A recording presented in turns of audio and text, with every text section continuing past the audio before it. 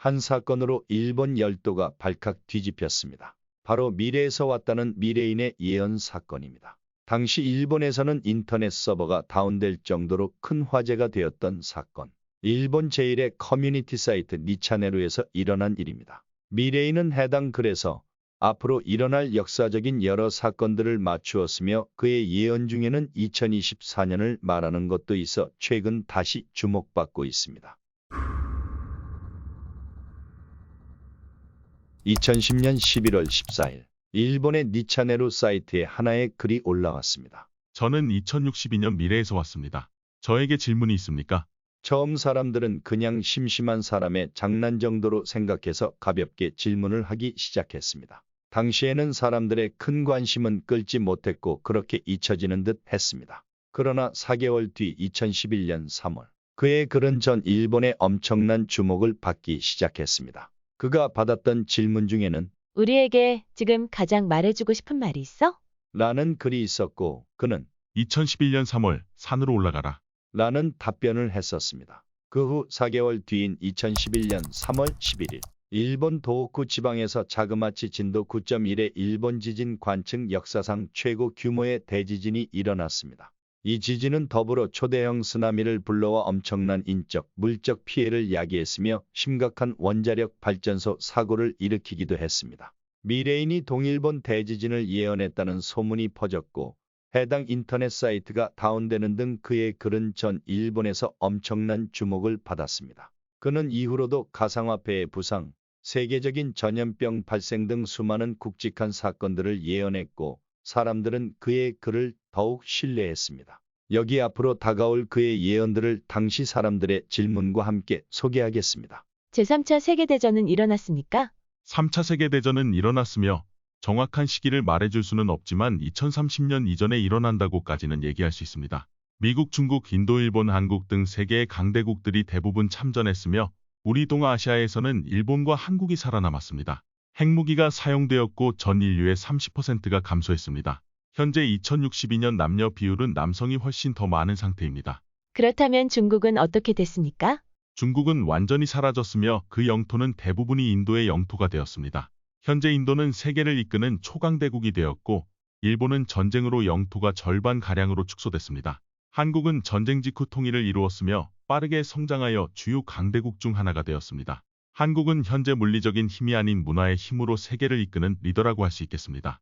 당신은 왜 이 글을 쓰고 있습니까? 저는 과거를 오가며 데이터를 조사하는 일을 하고 있습니다. 2010년에 인기가 가장 많았던 웹사이트를 보고 있다가 호기심에 글을 작성했습니다. 이번 일이 끝나면 돌아가나요? 이번 일을 끝내면 2016년으로 가서 조사를 해야 합니다.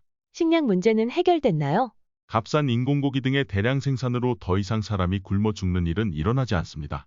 다만 방사능 문제로 인해 자연의 해양 생물은 더 이상 먹지 못하게 된 지 오래되었습니다. 지속 가능한 에너지를 개발했습니까?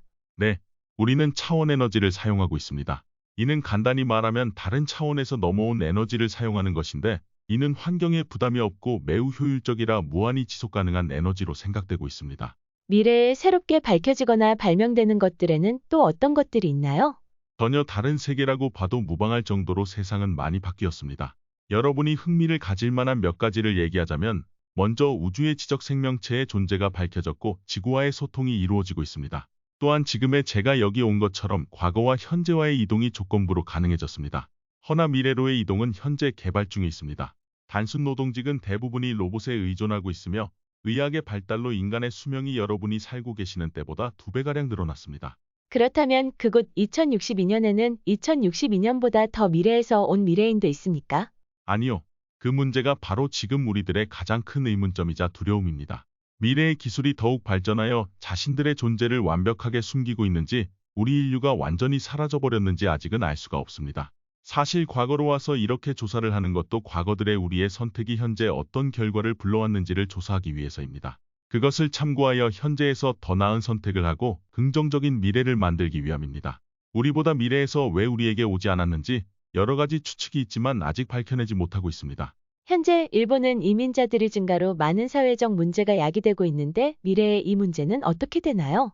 2024년 일본에 큰 사건이 발생하고 그 뒤로는 세계인들은 일본으로의 이민을 희망하지 않게 되었습니다. 그 사건이 어떤 사건인지 말해줄 수 있나요?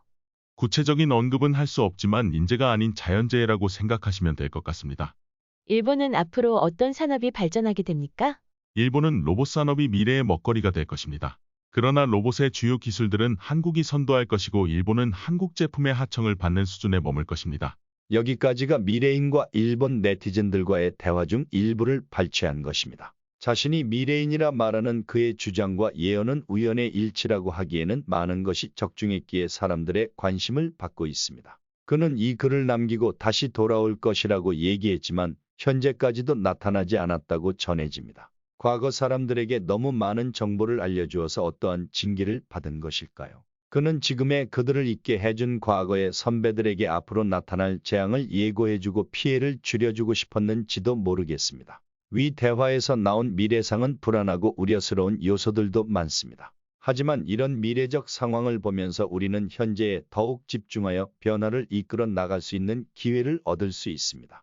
미래인들이 과거의 선택에서 배우고 미래를 바꾸려고 하는 것처럼 말이죠. 한국은 이러한 미래를 준비하기 위해 이미 많은 변화를 이뤄왔습니다. 우리나라는 역사와 문화, 혁신적인 기술력 등으로 세계에 큰 영향을 끼치고 있습니다. K-팝 드라마, 영화를 통해 한국 문화가 세계적인 인기를 얻고 있으며 이러한 문화 콘텐츠를 통해 우리의 아이덴티티와 긍정적인 이미지를 세계에 알리고 있습니다. 기술 산업에서도 한국은 선도적인 위치에 있습니다. 4차 산업혁명에 발맞추어 IT 기술과 혁신적인 발명을 통해 세계를 주도하는 역할을 하고 있습니다.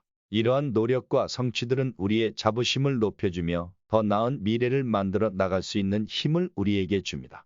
위의 미래인과의 대화에서 위험한 미래도 그려졌지만 우리의 선택과 노력에 따라 미래는 변화될 수 있습니다. 우리는 역사로부터 배우고 현재에 집중하여 지속 가능한 발전과 국제사회에서의 선도적인 역할을 수행하며 긍정적인 변화를 이끌어 나갈 수 있습니다. 한국인들의 자부심은 우리의 아름다운 문화 등을 바탕으로 굳건히 자리 잡고 있으며 이러한 자부심이 미래를 향한 긍정적인 에너지로 이어질 것입니다.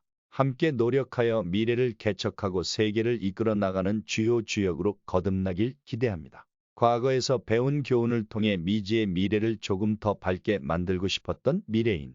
개인적으로 많은 영감을 받았습니다. 여러분들도 다가올 미래를 무작정 기다리는 것보다 과거에서 배우고 현재의 상황에서 할 수 있는 한 최선을 다해 미래를 긍정적으로 바꿔보고자 노력하시는 건 어떨까요? 여러분은 어떤 것을 느끼셨는지 댓글로 하나씩 적어주시면 서로 도움이 되겠습니다. 이상 미스터리 코리아였습니다. 구독과 좋아요를 눌러주시면 영상 제작에 정말 큰 힘이 됩니다. 시청해주셔서 감사합니다. 2차 대전을 끝낸 일본으로의 원폭 투하를 1000년도 전에 예언했던 호피족들이 이제는 인류의 멸망을 말하고 있습니다. 오늘 우리는 가장 오래된 종말론적 예언에 대해 알아보겠습니다. 오늘의 이야기를 계속하기 전에 우리 채널을 구독해주시면 정말 감사하겠습니다. 현재 지구상에서 가장 오래된 민족은 누구일까요? 아메리칸 인디언? 아니면 중국인? 어떤 사람들은 수메르인이나 이집트인이라고 말합니다. 스페인 피레네 산맥의 바스크인들은 본인들이라고 주장하기도 합니다. 그들은 본인들이 만여 년 전에 바다 밑으로 사라진 아틀란티스의 후손이라고 얘기합니다. 그게 사실이라면 바스크 민족이 가장 오래된 민족이겠네요.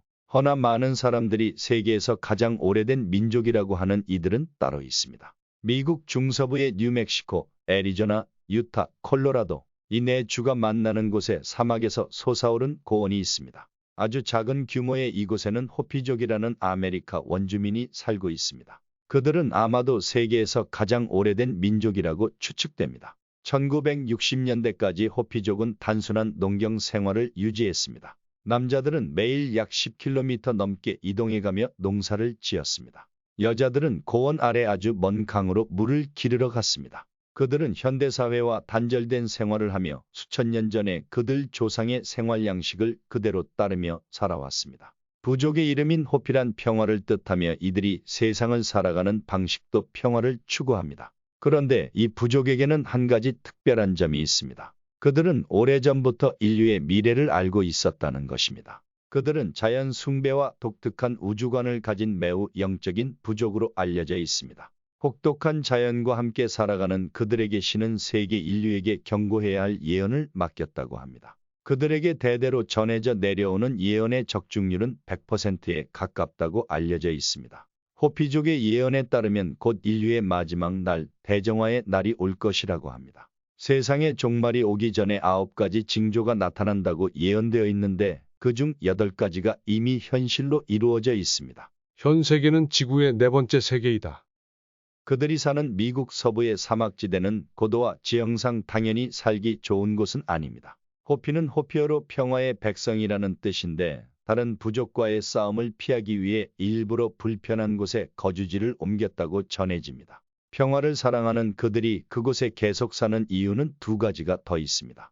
호피족의 마을은 오리온 별자리를 따라 배치된 것으로 알려져 있습니다. 전설에 따르면 하늘을 나는 별이 길을 알려줬고 그 별이 멈춘 곳에 마을을 세웠다고 합니다. 오리온 자리와 같은 위치에 만들어졌다는 특징은 고대 이집트 문명의 3대 피라미드의 특징과도 같습니다. 그들이 그곳에 있는 2번째 이유는 그들의 수호신인 카치나라는 정령이 이곳은 지구의 척추다. 인간이 안전한 사용법을 알기 전까지는 절대로 대지의 내장을 파헤쳐서는 안 된다. 라고 그들에게 전했기 때문입니다. 그들은 그 가르침을 충실히 지키며 살아왔습니다. 그들은 이 땅에 잠들어 있는 자연의 에너지가 파괴되지 않도록 신성한 땅을 지켜온 만인이기도 합니다. 메마른 불모지에 사는 것에는 상당한 어려움이 많았지만 그 덕분에 호피족은 미국의 개척시대의 유럽인들의 침략을 피해갈 수 있었습니다. 하지만 시간이 흘러 제2차 세계대전이 발발했습니다. 미국, 캐나다, 영국이 공동으로 핵개발을 위한 맨해튼 계획을 시작할 무렵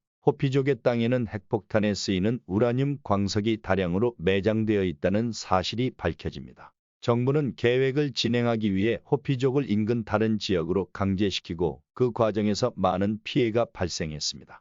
이후 일본의 2차 대전을 종식시킨 원자폭탄이 투하되었다는 사실을 알게 된 평화를 사랑하는 호피족 사람들은 깊은 슬픔에 빠졌습니다. 사회와 단절된 생활을 하던 호피족은 이 사건을 계기로 신의 가르침을 전 세계에 전파하기로 결심했습니다. 호피족의 신화에 따르면 이 세상은 이미 3번 멸망했고 지금 우리가 살고 있는 것은 4번째 세계라고 합니다. 지금까지의 세계가 멸망한 것은 인간이 어머니 지구에 대한 존중을 잊고 이기적인 행동을 계속했기 때문이며 호피족은 이 4번째 세계도 이대로 가다가는 곧 종말을 맞이할 것이라고 경고하고 있습니다. 문명이 번성했던 이래서 3번째 세계는 어떤 곳이었을까요? 호피족에게 대대로 내려오는 이야기를 통해 알아보겠습니다. 제1세계. 최초의 세계는 아무것도 없는 우주였다. 그곳에는 시작도 끝도 없고 시간도 형태도 생명도 없는 창조주 태양신 외에는 아무것도 존재하지 않는 공간이 펼쳐져 있었다. 그리고 태양신은 먼저 무한을 유한으로 바꾸고 생명을 불어넣기 위해 신의 아들을 만들었다. 아들은 육지와 바다와 공기를 만들고 더 나아가 다양한 생명을 만들기 위해 딸을 창조했다.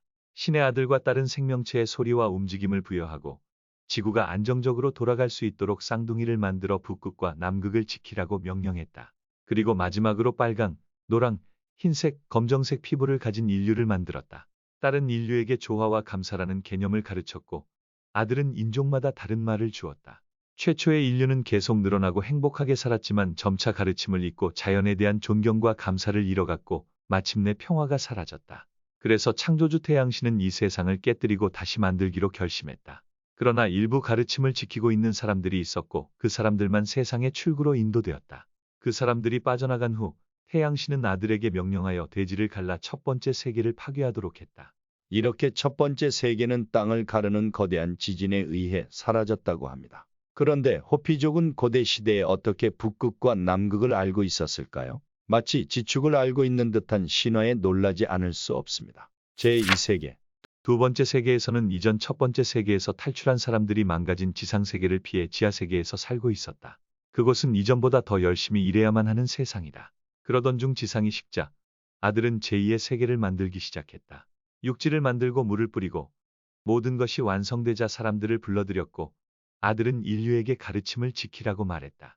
사람들은 부지런히 일하는 법을 배웠고 인구는 빠르게 증가해 지구 구석구석으로 퍼져나갔다.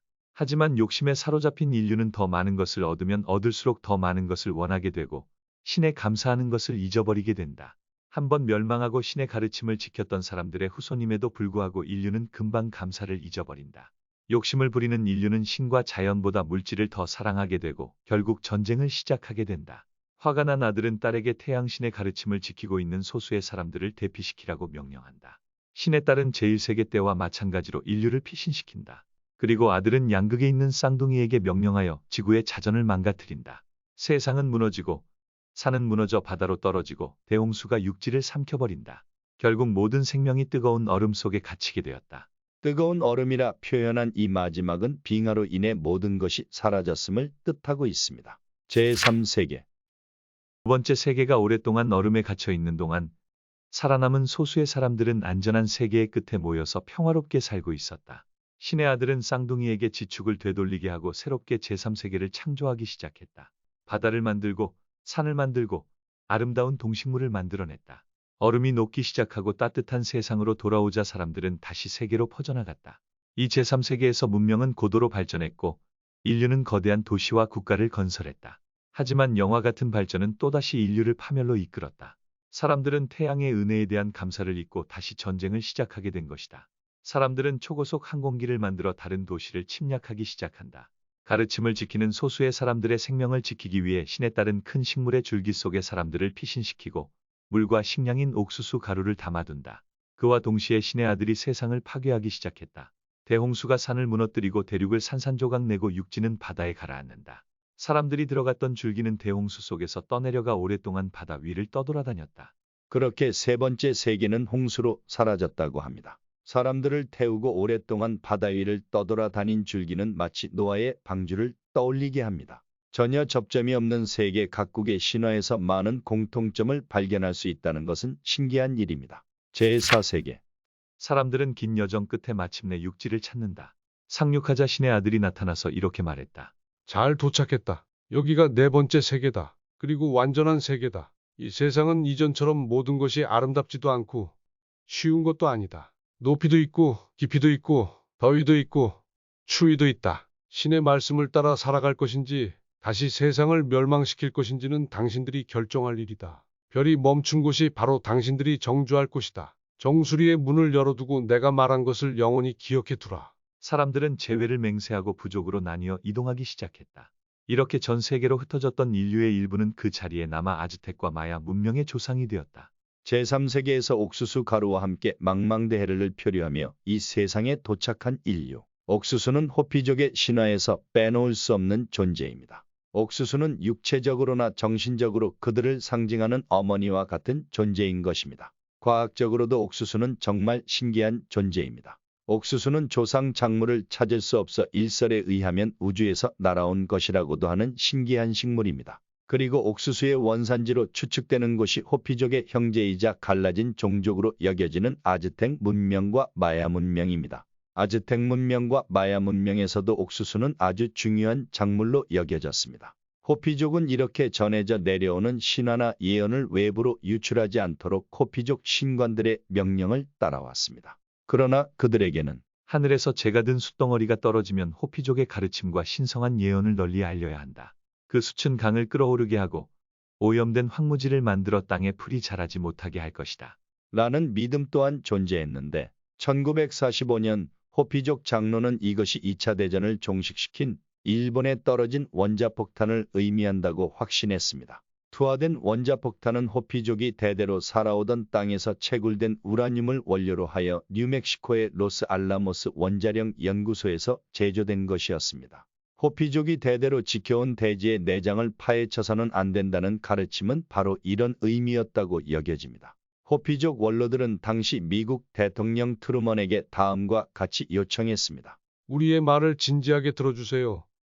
이대로 가다가는 세계가 파멸할 것입니다. 하지만 그 요청은 받아들여지지 않았습니다. 1973년에도 다시 한번 정부의 이야기를 할 수 있게 해달라고 요청하지만 또다시 거절당하고 맙니다. 그리고 1976년 세 번째로 마침내 뉴욕 유엔본부에서 열린 유엔 총회에서 세계인들에게 그들의 메시지를 전할 수 있었습니다.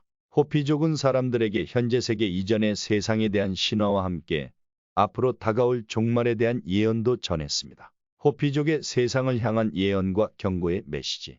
그들은 세상의 종말이 오기 전에 9가지 징조가 나타난다고 예언했는데 그중 8가지가 이미 현실이 되었습니다. 그 9가지 징조를 하나하나 살펴보겠습니다. 하나, 백색 피부를 가진 사람들이 와서 천둥으로 우릴 공격하고 자신들의 것이 아닌 땅을 갖는다.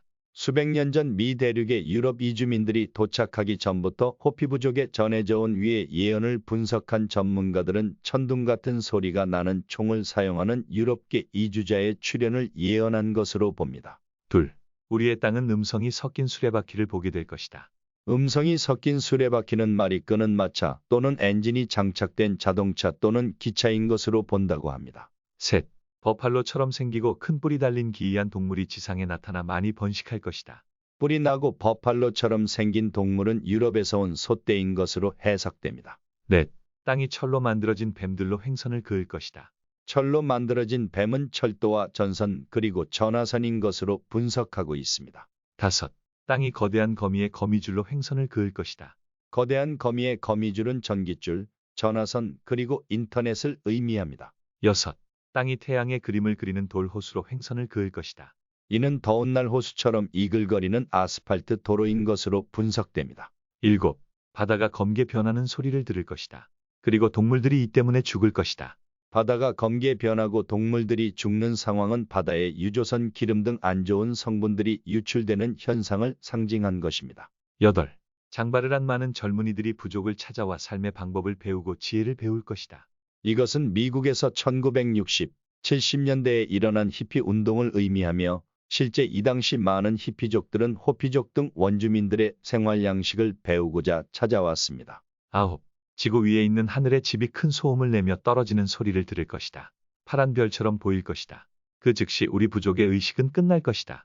사람들은 이 9번째 예언마저 일어난다면 마침내 현재의 4번째 세계도 종말을 맞을 것으로 생각하고 있습니다.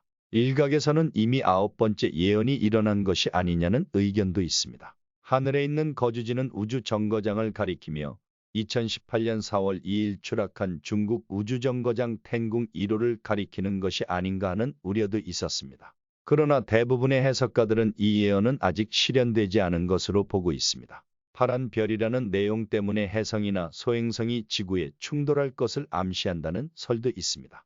그 외에도 대규모 태양 플레어가 지구를 직격하여 지구상의 생물이 대량으로 멸종하는 것을 암시하는 것으로도 볼 수 있습니다. 개인적인 생각이지만 제1세계는 불에 의해, 제2세계는 얼음에 의해, 제3세계는 물에 의해 멸망했으므로 현재의 제4세계는 흙 또는 바람에 의해 멸망하는 것이 아닐까요? 흙이라면 운석의 충돌, 바람이라면 태양 플레어의 영향으로 멸망한다는 것을 생각할 수 있습니다.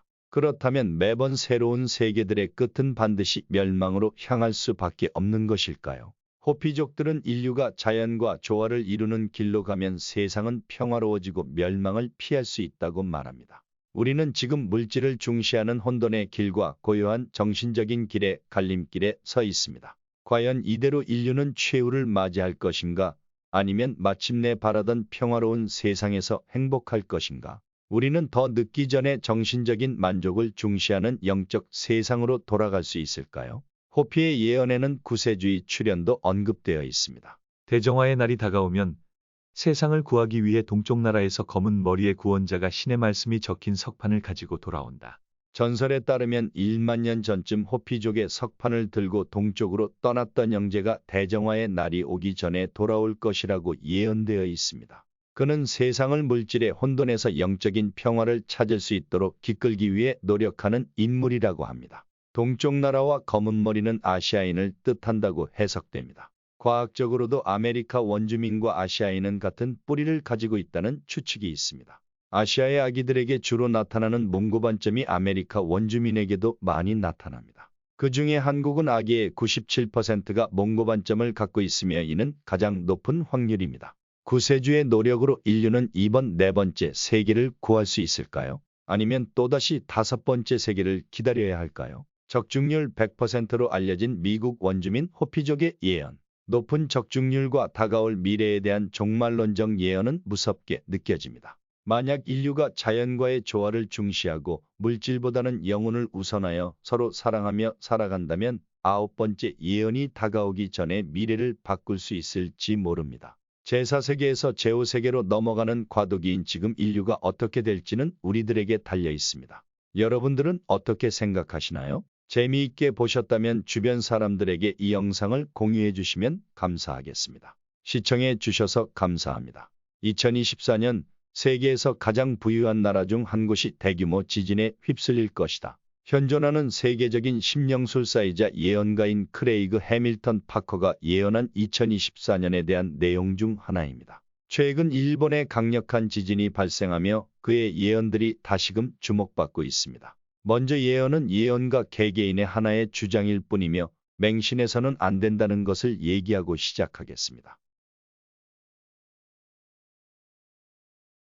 크레이그 해밀턴 파커는 현대의 노스트라다무스로도 불리는 영국의 영적 능력자입니다. 그는 과거의 트럼프 대통령 당선이나 영국의 EU 탈퇴, 헨리 왕자의 왕실 탈퇴 등 수많은 역사적 사건에 대한 예언을 적중시켜 유명세를 탔습니다. 더 나아가 파커는 2018년 당시의 세계적인 대유행을 일으킬 전염병의 출현에 대해서도 예언하고 적중시켰습니다. 그는 2023년 11월에 2024년 예언이라 제목한 약 2시간 30분 분량의 동영상을 유튜브에 올렸습니다. 여러 내용이 있지만 중요한 내용을 간추려 소개하겠습니다. 2024년에 발생하는 대지진. 2024년 가장 부유한 나라 중 하나에서 큰 지진이 발생할 것이라고 말하고 있습니다. 일본은 세계에서 가장 부유한 나라 중 하나로 손꼽힙니다. 최근 일본에서는 2024년이 되자마자 진도 7.6의 강력한 지진이 일어나 큰 피해를 입은 바 있습니다. 그는 이번 지진에도 2024년이 해당 나라에게는 고난의 해가 될 것이라 예언했습니다. 이번 지진에도 해일의 피해를 입을 수 있었던 우리나라인 만큼 2024년 각별한 주의를 해야 할 것 같습니다. 미국 대통령 선거와 대만 사태. 2024년 11월에 미국에서 대통령 선거가 예정되어 있습니다. 파커는 그 대통령 선거의 1개월 전 2024년 10월에 중국이 큰 행동을 일으킬 것이라고 합니다.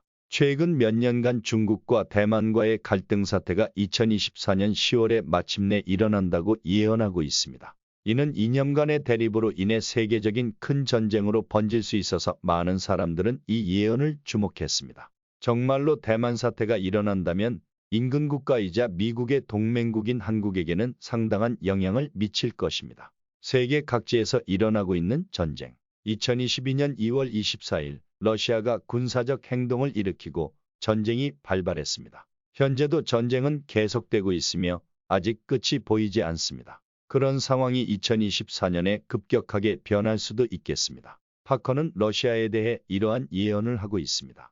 현 러시아 대통령인 푸틴이 공개석상에서 어느 순간 사라지고 여성 대통령이 탄생할 가능성이 있으며 그것은 세계에 희망을 가져올 것이라고 합니다. 2024년 3월에 예정된 러시아 대통령 선거에서는 여전히 푸틴이 유력하다고 알려져 있는데 이변이 일어날 수 있을까요? 만약 푸틴 정권이 끝나고 전쟁이 종결된다면 한국에게도 경제적으로 긍정적인 영향을 미칠 것입니다. 그러나 현재 진행 중인 전쟁에 대해서 파커는 이렇게도 말하고 있습니다. 2024년도 러시아와 우크라이나의 전쟁은 계속되며 러시아가 해당 반도를 점령하고 있는 몇십 년간 지속될 것이다.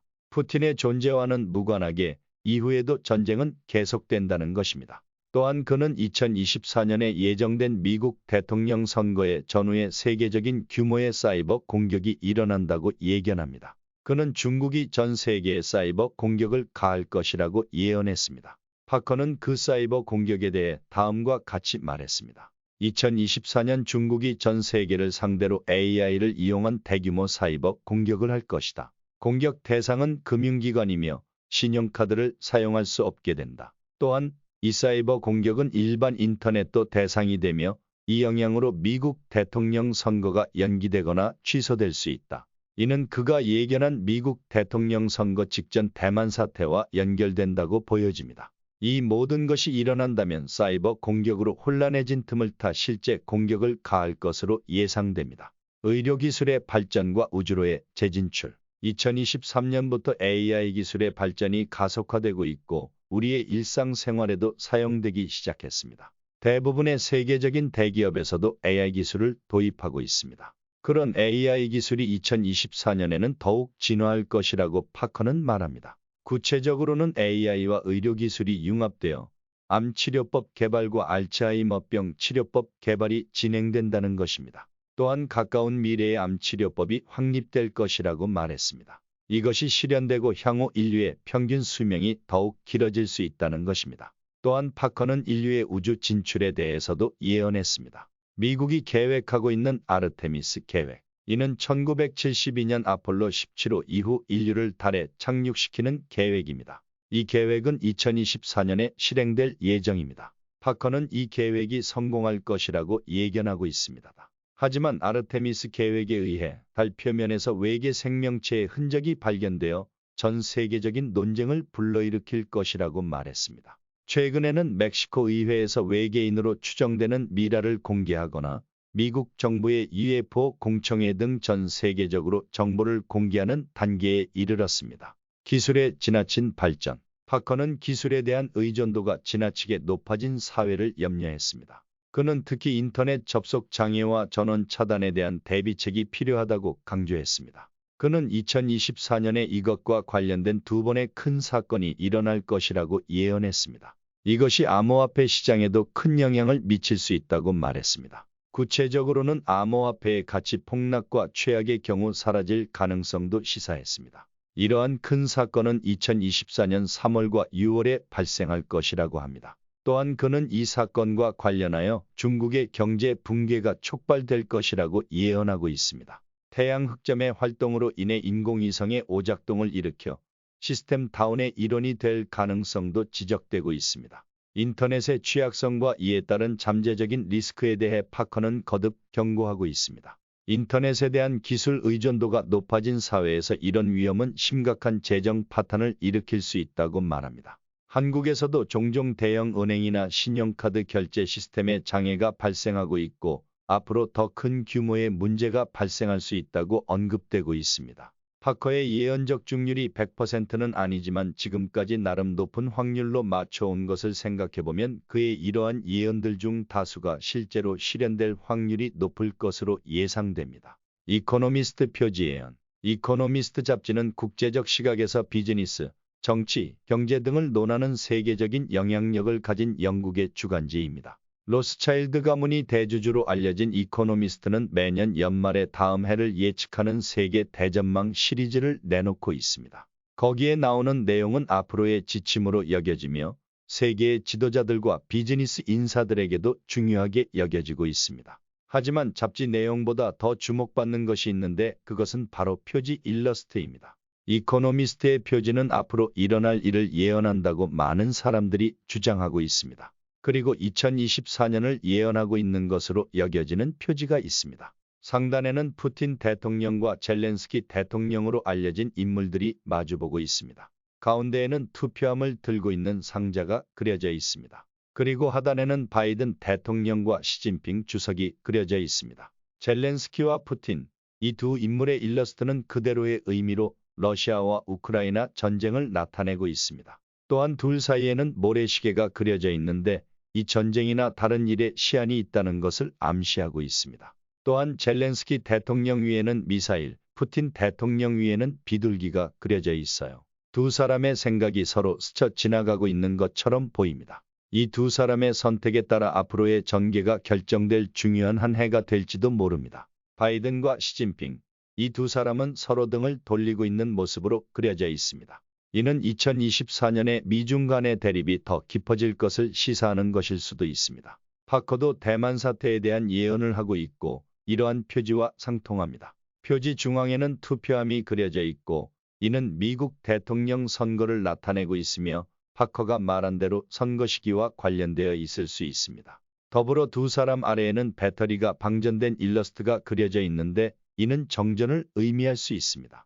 파커도 미국에서의 대규모 정전을 예언하고 있으며 이 예언과도 표지가 일치합니다. 표지 중앙에는 뇌와 컴퓨터의 일러스트가 있는데 이는 인간의 뇌에 마이크로칩을 장착하는 것을 시사하고 있습니다. 즉 AI 기술의 급격한 발전을 의미합니다. 실제로 2023년 9월 일론 머스크가 CEO를 맡고 있는 뉴럴링크사가 뇌에 컴퓨터 칩을 장착하는 연구 참여를 시작한다고 로이터 통신이 보도했습니다.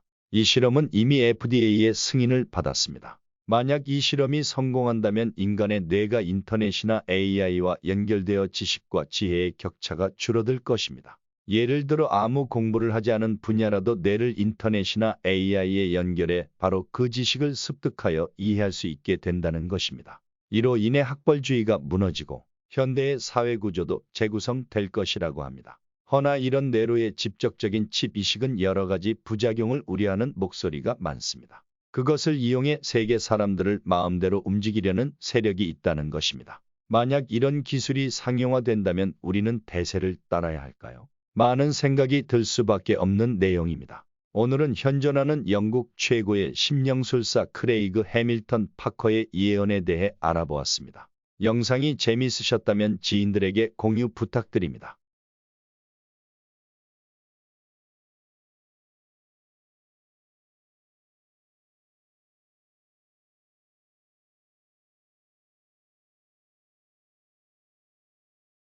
효공왕으로부터 요공선사라는 시호를 받을 정도로 명성이 높았던 도선대사. 그의 신비로운 예언 능력은 현재까지도 구전되어 오고 있습니다. 오늘 영상을 시청하시기 전에 채널을 구독해 주시면 다음 영상 제작에 정말 큰 힘이 됩니다. 도선대사는 신라 말기에서 고려시대로 이어지는 신비한 인물로 그의 어린 시절부터 신비한 능력을 지닌 존재로 기록되어 있습니다. 827년에 전라남도 영암군에서 태어난 도선대사는 태종 무열왕의 서자로 알려졌고 출가하기 전까지 김씨로 알려져 있습니다. 어머니는 강씨 혹은 최씨로 전해졌습니다. 그는 고려 태조 왕건의 탄생과 반역자 신돈의 등장을 미리 예언한 바로 유명합니다. 도선의 어린 시절과 깨달음. 도선이 태어난 시기는 신라 조정이 썩을 대로 썩어 각처에서 반란이 일어나고 호족들이 중앙정부의 세력권에서 벗어나서 국가가 극도의 혼란 상황으로 치닫고 있을 때였습니다. 어머님의 손에 이끌려 승문에 들어선 도선은 불법을 공부하는 다른 불제자들과 마찬가지로 불교 경전 공부에 정진하고자 노력했습니다. 도선은 화엄경에 깊이 빠질수록 학무학의 경지로는 참다운 깨우침을 얻을 수 없다는 회의가 들었습니다. 부처님의 교리는 방향 제시일 뿐 깨달음은 자신의 문제였던 것입니다. 도선은 공안이란 것을 안 뒤부터 교리에 더욱 집착했으나 얻어지는 것은 자정일 뿐 깨우침은 아니었습니다. 문자는 문자일 뿐 마음이 아니다. 법장 스님이 말한 일심은 분명히 마음의 작용이다. 문자는 마음의 작용을 깨닫는 데는 도움이 되지 않는다. 도선은 문자에 몰입할수록 법에 얽매여 마음을 잃어가는 느낌이었습니다. 몸과 마음이 깨우침으로 충만하여 비단이 되어야 하거늘 거칠에 지나지 않은 경 공부에 회의가 들었습니다. 그만큼 절박한 심경 변화를 일으키고 있었습니다. 그 무렵 보리달만한 스님을 접한 도선은 전율을 느꼈습니다. 무릇 진리에 이르는 방법은 많다 하겠으나 요약하면 두 가지이다. 하나는 원리적 방법이요, 다른 하나는 실천적 방법이다. 도선은 간단명료한 논지에 흠뻑 빠져들었습니다. 실천적 방법이란 이른바 네 가지의 실천이다. 그 밖에 많은 실천은 모두 이 네 가지 실천 중에 어느 하나에 포함된다. 첫째, 전세의 원한에 보답하는 실천이며, 둘째, 연분에 맡기는 실천이며, 셋째, 사물을 탐내지 않는 것이며, 넷째는 법대로 살아가는 실천이다. 여기서 법이란 자연 현상 도리를 말한다. 도선의 눈에 감격에 눈물이 고였습니다. 회의가 말끔히 가시고 갈 길이 훤히 보였습니다. 가리로다. 고행을 감롯으로 알고 교리에서 탈피하리라. 841년 15세에 출가한 그는 끝없는 수행을 통해 천라만상의 원리를 깨달았다고 여겨졌고, 이후 864년에 전라남도 광양군 옥룡사의 자리를 잡아 후학들을 양성했는데, 수백 명의 제자들이 항상 그의 강론을 듣기 위해 모였다고 전해집니다. 도선의 신비한 예언. 도선대사는 승려로서뿐만 아니라 음양풍수설, 즉 풍수지리의 대가로도 유명했습니다. 그의 행적과 지혜로움에 신라의 임금 헌강왕까지 도선대사의 명성을 듣고 직접 법문을 듣기 위해 초빙했다고 합니다. 가장 유명한 도선대사의 예언 중 하나는 고려 태조 왕건의 탄생을 예언한 것입니다. 도선대사는 백두산에서 옥룡사까지의 지형을 관찰하고 헌강왕에게 고려의 건국과 새로운 왕의 탄생을 예언한 것으로 전해집니다. 다음은 김관희가 쓴 편년통록의 내용입니다. 세조가 송악의 옛집에서 살다가 몇 년 후 다시 그 남쪽에다 새 집을 지으려 했는데 바로 연경궁의 봉원전 터이다. 당시 독리산파의 조사 도선이 당나라에 들어가 일행의 지리법을 배우고 돌아왔다. 백두산에 올랐다가 공령에 이르러 세조가 새로 지은 저택을 보더니 기장을 심어야 할 땅에다 어찌하여 삼을 심었을꼬 하는 말을 남기고 가버렸다. 이 말을 들은 부인이 알려주자 세조가 급히 조차가 만나보고는 마치 진작부터 안 듯 친밀해졌다. 그리고 함께 공령에 올라가 산수의 맥을 조사하고 천문과 운수를 자세히 살펴보고는 이렇게 일러주었다. 이 지맥은 인방 북쪽의 백두산 수모목간으로부터 뻗어와 마두명당까지 이어져 있어. 그대는 또한 수명인이 수의 대수를 따라 집을 유육으로 지어 36구로 만들면 천지의 대수와 맞아 떨어져 내년에는 반드시 귀한 아들을 낳을 터이니 이름을 왕건이라 하시오. 그리고는 봉인한 봉투를 만들고 그 겉봉에다가 삼가 그루를 받들어 100번 절하고 미래의 사만을 통합할 임금이신 대원군자 조카께 바치나이다.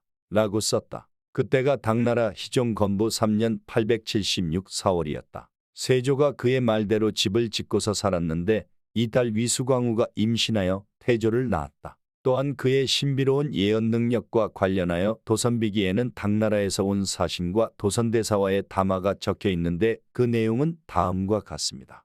855년 당나라의 사신이 당시 명성이 자자했던 도선대사와의 만남을 청했다. 사신은 풍수지리에 자신이 있었고 거만하게도 그것으로 모든 것을 알 수 있다고 생각했다. 자신의 지식을 자랑하던 그에게 도선은 말했다. 당신은 지식에 갇혀 깊은 지혜를 이해하지 못하고 있습니다. 풍수지리에 국한하지 말고 좀 더 넓은 세상의 원리를 이해하려고 해본다면 과거는 물론 먼 훗날의 이야기도 알 수 있게 될 것입니다. 도선은 거기에 덧붙여 얘기했다. 당신 나라의 황제는 약에 중독되어 있을 것입니다. 그것은 불로불사의 명약이라 일컬어지고 있지만 실은 그 반대입니다. 이대로 방치하다가는 4년 뒤 붕어하시게 될 겁니다. 당나라 사신은 크게 노하여 당으로 돌아갔으나 이내 그 말을 잊었는데 정확히 4년 뒤 859년 당나라 선종은 수은을 주 성분으로 한 단약에 중독되어 사망하였다.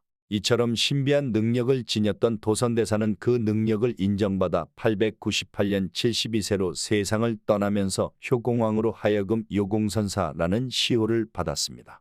그 후 현종이 대선사, 숙종이 왕사, 인종이 선각국사라는 시호를 내렸고 의종이 선각국사비를 세워 도선대사를 기리게 되었습니다. 도선대사의 저서로는 옥룡기, 도선비기, 삼각산 명당기 등이 전해지고 있으며 그의 가르침은 후세에도 계속 전해져 왔습니다. 오랫동안 전승되어져 온 그의 예언 중 아직 이루어지지 않았다고 판단되는 예언도 있습니다. 그 중 한 가지는 다음과 같습니다. 우리나라는 비록 지금 당나라를 섬기고 외나라와 교류하고 있지만 훗날 우리의 문화와 철학이 천하를 주름잡을 것이다. 한동안 외나라는 위세를 떨칠 것이고 우리는 고난의 시기를 겪을 것이다. 그 시기를 지나면 우리는 세계의 이름을 널리 알리는 대국이 될 운명이다. 외나라는 풍수지리상으로 보아도 그 운명이 길지 않을 것이다. 신라 말의 시기를 살았던 도선대사는 그 당시 외나라라 불리던 일본의 부흥을 얘기했고 그 와중에 우리가 겪는 수모를 미리 알고 있는 듯합니다. 그리고 그 시기를 지나 현재 우리나라의 위상이 대단히 높아져 있는데 그것마저 도선은 이야기하고 있습니다. 마지막으로는 지진, 화산 등의 위험이 늘 존재하는 일본의 지리적 특성을 아는 듯한 내용으로 앞으로의 운명이 길지 않을 것이라 예언하고 있는 듯합니다. 현재까지도 위대한 고승들 중 한 명으로 칭송받고 있는 도선대사. 여러분은 도선대사의 예언에 대해 어떻게 생각하시나요? 영상을 재미있게 보셨다면 의견을 남겨주시고 소중한 사람들에게 공유 부탁드립니다. 시청해주셔서 감사합니다. 석가모니가 남긴 수많은 설법 중 미래를 예언한 경전인 월장경에는 이 세상이 끝날 때를 그린 말법에 관한 내용이 실려 있습니다. 너무나도 무시무시한 내용 탓에 예언을 한 석가모니 본인이 제자들로 하여금 봉인하도록 했다는 경전입니다. 그것을 내다본 본인조차 두려워한 말법이란 대체 어떤 세상이었을까요? 오늘 영상을 시작하기 전에 채널을 구독해 주시면 다음 영상 제작에 정말 큰 힘이 됩니다.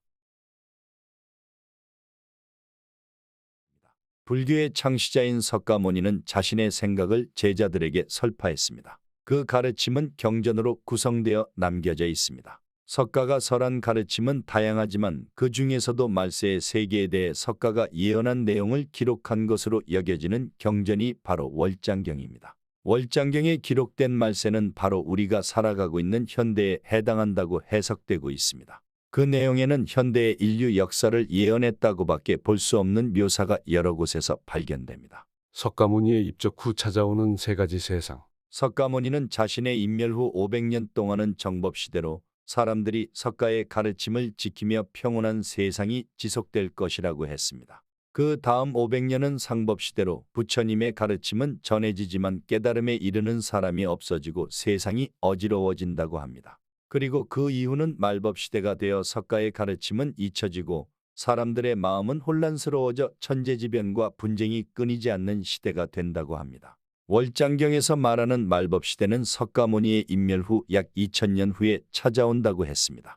석가가 살았던 시대는 기원전 5세기경으로 그의 예언이 맞다면 현재가 바로 그 말법시대라고 할 수 있습니다. 또한 말법시대만 1만 년 동안 지속된다고 하니 앞으로도 고난의 시대는 매우 오래 지속될 것으로 보입니다. 월장경에서 말하는 종말. 2500년 전 미래를 예언한 석가모니, 그가 말하는 말법시대는 매우 절망적인 시대라고 합니다. 말법시대에서는 먼저 사람들의 모범이 되어야 할 승려들이 타락해 간다고 이야기하고 있습니다. 깨달음을 얻기 위한 수행을 해야 할 승려들이 부처님의 가르침을 잃어버린 말법시대에서는 자신의 삶을 위해 쉽게 가르침을 버리고 악행을 일삼는다고 합니다. 제대로 수행도 하지 않고 거칠에만 신경 써서 높은 방위를 쓰고 돈과 여자 등 탐욕에 물든 승려들은 강자에게 아부하고 약자를 짓밟는 존재가 되어버립니다. 본래 가르침에 따라 바르게 살아야 할 승려들이 이렇게 타락한 이상 다른 사람들의 타락도 피할 수 없는데 국가 지도자와 정치인, 군인, 일반인 한 사람까지 마음속이 썩어 들어간다는 것입니다. 특히 국가 지도자가 타락하면 세상은 악법에 휩싸이게 되고 부처님의 가르침은 가장 먼저 단절되어 후세에까지 이어질 수 없게 됩니다. 월장경은 부처님의 가호가 사라진 지구는 수많은 천재지변이 찾아온다고 적혀 있습니다. 석가모니는 말법시대에는 악한 기운, 쿠반다가 온 세상에 퍼져 인심을 미혹하여 멸망에 이르게 한다고 말했습니다. 설령 부처의 말씀을 지킨 사람들이 남아있다고 해도 쿠반다가 이끄는 사람들에 의해 최후의 전쟁이 벌어진다는 것입니다. 또한 폭풍으로 인한 홍수, 흉년 등 기상이변으로 인해 대기오염과 역병이 발생하고 굶주린 사람들로 인해 전쟁은 더욱 격렬해집니다. 이렇게 되면 현세 자체가 지옥과 다를 바 없는 모습으로 변해버리고 마지막에는 하늘을 큰 소음과 함께 화염과 번개, 엄청난 양의 흙먼지가 덮어 태양과 별의 빛이 사라지고 인류는 멸망하게 된다고 합니다. 다음은 월장경의 분포연 부제품 중 부처님이 월장보살 마살에게 정법은몰의 예언을 전해주는 대목입니다. 분명히 알아라. 청정한 사나이여. 내가 사라진 뒤 500년까지는 그래도 모든 비구들이 나의 법에 있어서 해탈이 견고하려니와 다음 500년 동안은 나의 바른 법에 선정삼례만이 견고하게 머물 것이며 그 다음 500년 동안은 나의 법에 있어서 탑이나 절을 많이 세움으로 견고히 머물 것이고 또 그 다음 500년 동안은 나의 법에 있어서 힘싸움과 말다툼이 일어나 깨끗한 법은 없어지고 견고한 것이 줄게 되리니 분명히 알라 청정한 사나이요. 그 뒤로부터는 비록 수염과 머리를 깎고 몸에 가사를 입더라도 금계를 파괴하고 법대로 수행하지 못하면서 비구라는 이름을 붙일 뿐이리라. 이때를 특히 오타각세라 경고했습니다. 불법이 무너지고 승려가 타락하리라는 것을 2500년 전에 부처님은 이렇게 명확하게 내다보고 있는 것입니다. 나 이제 오래지 않아 열반에 들고 큰 지혜의 모든 성문도 나를 따라 다 열반에 우리의 불법이 점차 무너지리라. 그때엔 살아가기 위해 먹고 살기 위해 중이 되고 삼승을 기원하지 않고 후세를 두려워하지 않으며 거짓말을 하고도 부끄럽게 생각하지도 않는다. 탐욕에다 명리를 추구하며 권력자에게 아부하고 타인을 질투하며 학문 수행의 길에서 멀리 물러나고 선행도 하지 않으며 낮에는 남의 욕을 하고 그것을 즐기며 밤에는 잘도 잔다. 경전을 읽지 않고 그 대신 흥미거리의 책자나 좋아하며 불교의 계율을 어기고 부녀자와 희롱한다. 비속한 영업을 한다. 속인과 어울려 물건을 팔거나 논밭을 사유화한다. 또 남과 다투기를 잘하고 덕망이 있는 스님과 학문이 높은 스님을 질투하고 배척하며 자리를 같이 하기를 싫어한다. 무례하고 몰상식한 말로 타인을 매도하고 속인의 악덕을 찬미하며 아첨한다. 이러한 자들이 나 석가의 교실을 지켜야 할 절로 출가를 하니 그야말로 가짜이고 도둑놈이며 대악인 것이다. 라고 했는데 이는 마치 오늘날 우리 종교계를 이르는 듯합니다. 봉인된 월장경. 이처럼 극도로 절망적인 시대가 도래할 것을 암시한 석가모니는 이 예언으로 민중이 더욱 혼란에 빠질 것을 우려해 제자들에게 월장경을 봉인하라고 명했습니다. 하지만 승려인 나홍대사가 월장경을 간역하여 중국으로 가져가 대승불교에 전파하면서 말법 사상이 널리 퍼져나가게 됐습니다. 인도의 악귀인 쿠반다가 창궐하는 세상은 사람들의 활력을 잃을 뿐만 아니라 태풍을 비롯한 이상기후가 세계를 덮칠 것을 예고하고 있습니다. 실제로 20세기 이후 이상기후로 인한 자연재해는 눈에 띄게 증가하고 있으며 이는 우리 모두가 알고 있습니다. 세계의 본격적인 타락은 석가모니 인멸 후 1000년 후인 상법시대부터 시작된다고 합니다. 상법시대 말기로 여겨지는 14에서 15세기 전후는 유럽에서 질병이 대유행한 시기이며 이후 말법시대인 현대까지 세계적인 전염병이 주기적으로 발생하고 있다는 것은 다들 잘 알고 계실 겁니다. 그리고 월장경에서 세계 종말을 상징하는 광경인 폭우와 함께 화염과 천둥 그리고 엄청난 양의 흙먼지가 하늘을 뒤덮는 모습은 핵무기로 인한 피해와 유사하게 여겨집니다. 석가모니는 지금으로부터 2500년 전 이러한 모습을 미리 내다본 것처럼 예언한 것입니다. 먼 미래에 강림할 구세주. 이렇게 절망만 있을 것 같은 월장경의 예언이지만 마지막에는 하나의 구원이라고 할 수 있는 예언도 남아 있습니다. 그 내용은 석가모니의 인멸로부터 56억 7천만 년 후 미륵불이 강림하여 사람들 사이에 올바른 가르침을 되찾고 모든 것을 구제한다는 것입니다. 56억 7천만 년이라는 엄청나게 먼 미래의 이야기이지만 이는 숫자 그대로의 의미는 아니라는 견해도 있습니다. 앞서 말했듯이 말법의 세계는 1만 년 동안 지속된다고 하는데 반대로 말하면 1만 년 만에 끝난다는 뜻입니다. 또한 56억이라는 숫자는 연도가 아닌 인구를 의미하며 지구 인구가 56억 7천만 명에 도달했을 때를 구원의 시점으로 보는 견해도 있습니다. 참고로 지구 인구가 56억 7천만 명을 넘어선 것은 1995년경으로 이 생각대로라면 이미 구원의 시대가 시작되었다는 내용입니다. 이 미륵불에 대한 신앙은 삼국의 불교 전례와 더불어 우리나라에서 널리 신봉되었습니다. 고구려에서는 죽은 어머니가 미륵사매에 참석할 수 있기를 발언하면서 미륵불상을 조성하였고 백제에서는 미륵삼존이 출연한 용화산 및 못을 메우고 미륵사를 창건하였습니다. 신라에서는 진자라는 승려가 흑륜사의 미륵불 앞에서 미륵불이 화랑으로 현신하여 세상에 출현할 것을 발언한 결과 미시라는 화랑이 나타났다거나 김유신이 그의 낭도를 용화향도라고 불렀던 것 등은 모두 이 미륵불 신앙을 믿는 우리 민족의 염원이었습니다. 미륵불상이 가장 많은 나라로 알려진 우리나라. 그것은 혼탁한 세상이 구원받기를 가장 간절히 원한다는 말이기도 합니다. 어쩌면 미륵불은 그런 염원을 품고 있는 우리나라에서 나올 수도 있겠습니다. 과연 다음 시대의 부처이자 세계의 구세주가 될 미륵보살이 이 세상에 강림하는 시기는 언제일까요? 이번 영상도 재미있게 보셨다면 가까운 지인들에게 공유 부탁드립니다. 감사합니다. 왜 예언가들은 2025년 한국을 주목할까요? 전 세계의 많은 예언들 중 2025년 한국의 세계를 구원할 누군가가 나타날 것을 예측하는 예언이 많은 점이 매우 흥미롭습니다. 오늘은 세계적인 예언가들이 공통적으로 예언하는 2025년의 한국을 알아보고자 합니다. 오늘의 미스터리 영상을 시청하시기 전에 우리 미스터리 코리아 채널을 구독해 주시면 다음 영상 제작에 정말 큰 힘이 됩니다. 조선의 격암유록, 중국의 추베도, 오스트리아의 루돌프 슈타이너 예언 등 그들의 예언에는 공통점이 있습니다. 바로 그들 모두 2025년을 주목하고 있으며 한국에서 세계를 구원할 구원자가 나온다고 얘기하고 있다는 점입니다. 그 내용들을 하나하나 살펴보겠습니다. 남사고의 격암유록. 저자인 격암 남사고 선생은 조선 중종 4년에 태어나서 선조 5년에 63세를 일기로 세상을 떠났습니다. 천문지리, 풍수에 모두 통달하였고 명종 때 궁중에서 나라와 백성의 복을 위해 제사 등을 모시는 사직 참봉 벼슬을 지냈습니다. 격압유록은 지금으로부터 450년 전 남사고 선생이 젊었을 때 신인으로부터 받은 것이라고 남사고 비결편 서두에 표기되어 있습니다. 격압유록 중 2025년에 우리나라에 나타날 한 인물에 대한 내용을 포함한 몇 가지를 알아보겠습니다. 궁궁우를, 즉 백십자는 하늘과 땅의 진리라는 것을 알라. 지폐에만 눈이 벌건 사람은 백십자가 보이지 않을 것이다. 만천하 백성들이 원한을 푸는 세상이 될 터인데 선한 사람은 살리고 마귀는 불로 쳐서 멸망시켜버리는 하늘의 심판의 날이다. 성경은 하늘에서 말씀해 주신 예언서다. 이 성경 말씀은 털끝만큼도 어긋남이 없을 것이다. 그러므로 성경은 참 경전이다.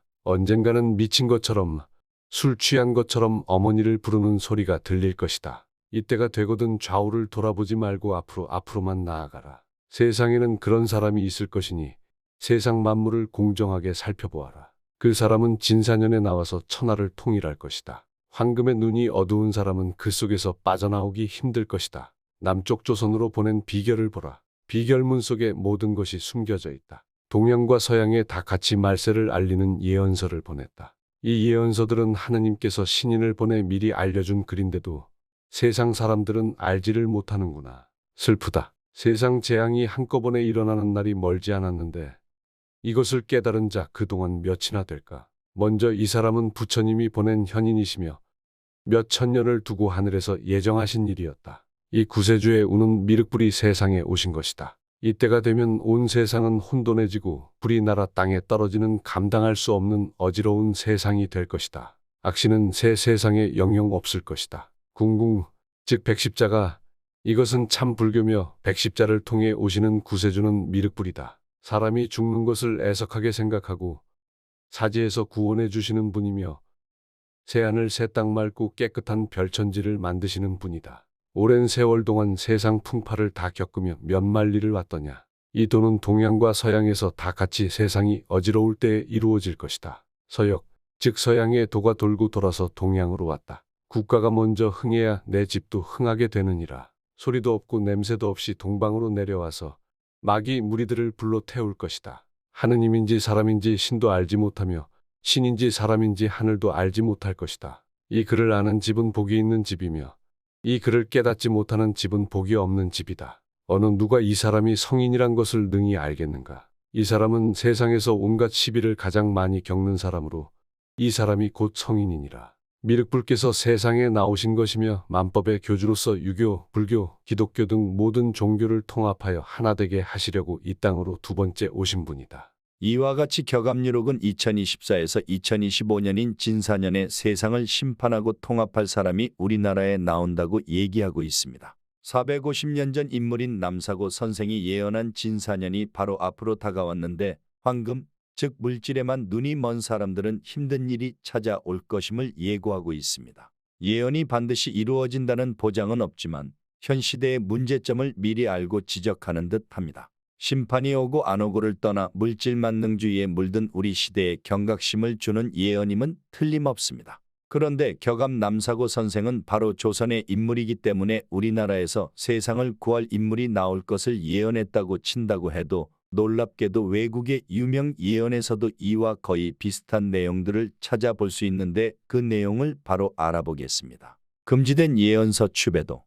추배도는 이전에 우리 채널에서 한번 다루었던 중국의 예언서로 지금으로부터 약 1400년 전 당나라 때 당태종이 구군에 관심이 많아 그 당시 저명한 천문학자인 이순풍과 관상가이자 풍수지리가인 원천강에게 주문하여 쓴 책입니다. 이 예언서는 총 60장의 예언으로 구성되어 있습니다. 놀랍게도 60개의 예언 중 55개가 이미 적중했으며 나머지 5개의 예언이 곧 이루어진다고 합니다. 그 5개의 예언 중 59번째 예언에 바로 격압유록과 같은 내용이 있어 매우 놀랍게 느껴지는데 우리 채널의 이전 영상에서 59번째 예언 부분을 가져와 보겠습니다. 59번째 예언은 나라의 경계도 없고 정부도 없으며 너도 없고 나도 없으니 천하의 모든 사람이 일가가 되어 크게 화합하여서 모여 살게 되리라.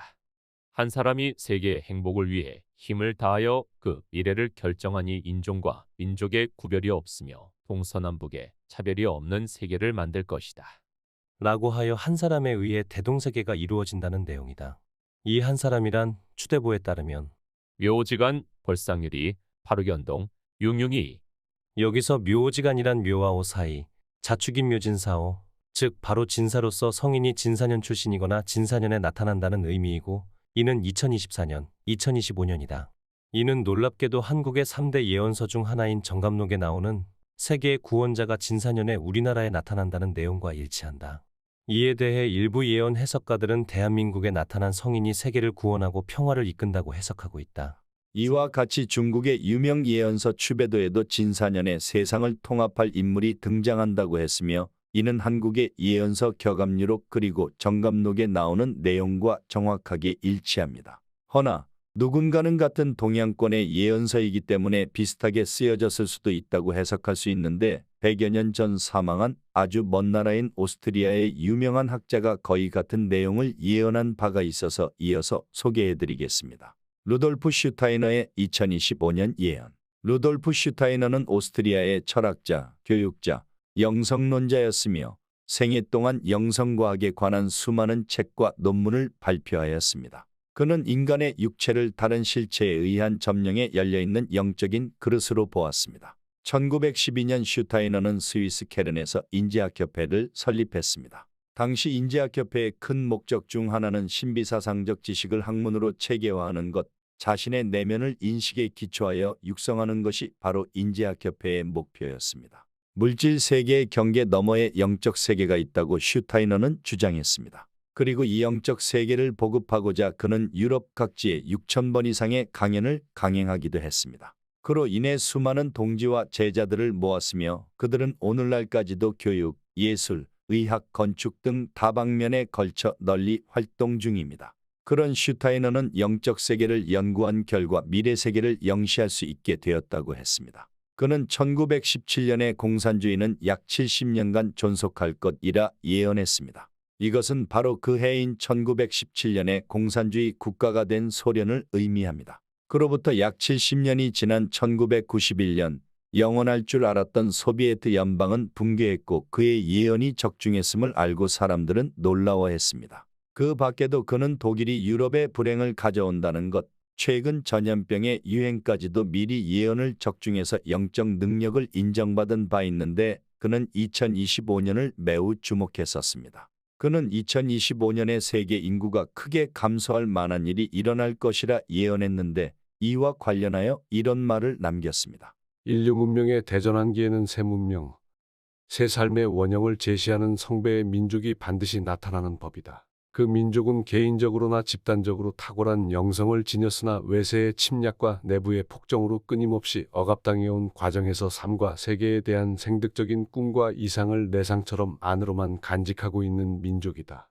로마 제국이 지배하던 지중해 문명 시대의 전환기에는 그 성배가 이스라엘 민족에게 있었으나 그때보다 더 근본적 전환기인 현대에는 그 민족이 동반인 극동에 와 있다. 이제 그 민족을 찾아 경배하고 힘을 다하여 그들을 도우라. 그는 2025년에 큰 어려움이 있을 것으로 예언하고 그러한 문명의 대전환기에 나타나는 성배의 민족은 이번에는 동방인 극동에 와 있다고 예언했습니다. 루돌프 슈타이너가 창시한 인지학은 일본에서 크게 발전하였는데 평생을 슈타이너의 인지학을 학습한 일본 인지학회 회장 다카하시 이와오는 슈타이너의 사상을 연구하고 그 극동의 민족이 일본일 것이라 희망하며 일본에 돌아왔습니다. 그 후 그는 여러 문헌을 통해 극동의 나라들의 역사를 샅샅이 살피다가 그 민족이 한국의 한민족임을 확신하고 우리나라의 시인 김지하에게 그것을 실토한 바 있다는 사실은 이미 유명한 일화입니다. 각기 다른 시대에 다른 나라에서 예언했으나 그 내용은 동일하다고 여겨지는 예언들. 모든 예언을 신뢰할 수는 없겠지만 모두 영적 능력이 뛰어나다고 여겨지는 예언자들의 예언이기 때문에 그것을 참고하여 물질이나 외면에 집착하기보다는 내면의 성숙을 이루는 것에 노력하면 좋을 것이라 생각됩니다. 오늘의 영상을 재밌게 보셨다면 지인들에게 공유 부탁드립니다. 감사합니다.